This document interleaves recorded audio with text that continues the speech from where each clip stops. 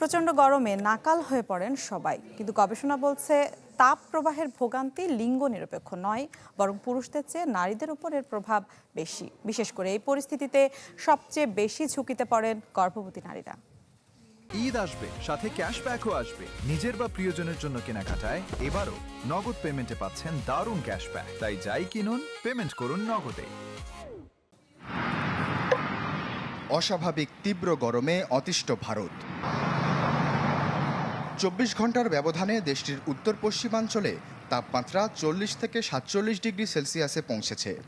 সর্বোচ্চ তাপমাত্রা রেকর্ড হয়েছে দেশটির সবচেয়ে জনবহুল রাজ্য উত্তরপ্রদেশে 48.2 ডিগ্রি সেলসিয়াস। বন্ধ ঘোষণা করা হয়েছে শিক্ষা প্রতিষ্ঠান, হাসপাতালগুলোতে খোলা হয়েছে বিশেষ হিট স্ট্রোক ইউনিট এবং সরকার জারি করেছে তাপ সতর্কতা। এই পরিস্থিতিতে সবচেয়ে বেশি ঝুঁকিতে পড়েছেন গর্ভবতী নারীরা। চিকিৎসকরা বলছেন তাপপ্রবাহে নারীদের ডিহাইড্রেশন, হিট এক্সশন সহ হিট স্ট্রোকের ঝুঁকি অনেক বেশি। प्रेगनेंसी में हीट एग्जॉशन और हीट स्ट्रोक ये গর্ভাবস্থায় হিট স্ট্রোক এবং অতিরিক্ত গরমে অসুস্থ হয়ে পড়া এই দুই ধরনের রোগ হতে পারে। গর্ভাবস্থায় একজন নারীর উপর সন্তানের বাড়তি দায়িত্ব বর্তায়। গরমের সময় সন্তানকে রক্ষা করার জন্য মায়ের শরীরকে একটু বেশি পরিশ্রম করতে হয়।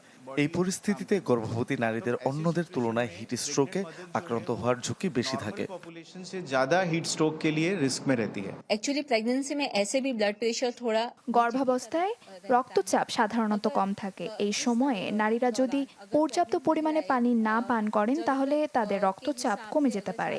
এতে শিশুটিও বিপদের সম্মুখীন হতে পারে।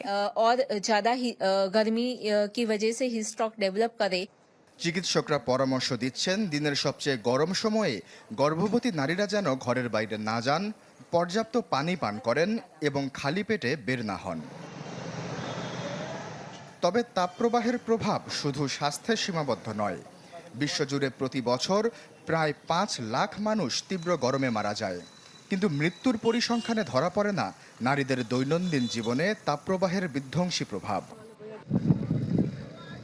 গবেষণা বলছে তাপপ্রবাহের অভিজ্ঞতা নারী ও পুরুষের জন্য সমান নয়।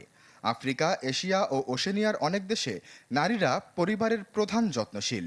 তারা পুরুষের চেয়ে বেশি সময় ঘরে কাটান, অথচ সেসব দেশে ঘরগুলোতে নেই পর্যাপ্ত বায়ু চলাচল বা শীতলতার ব্যবস্থা।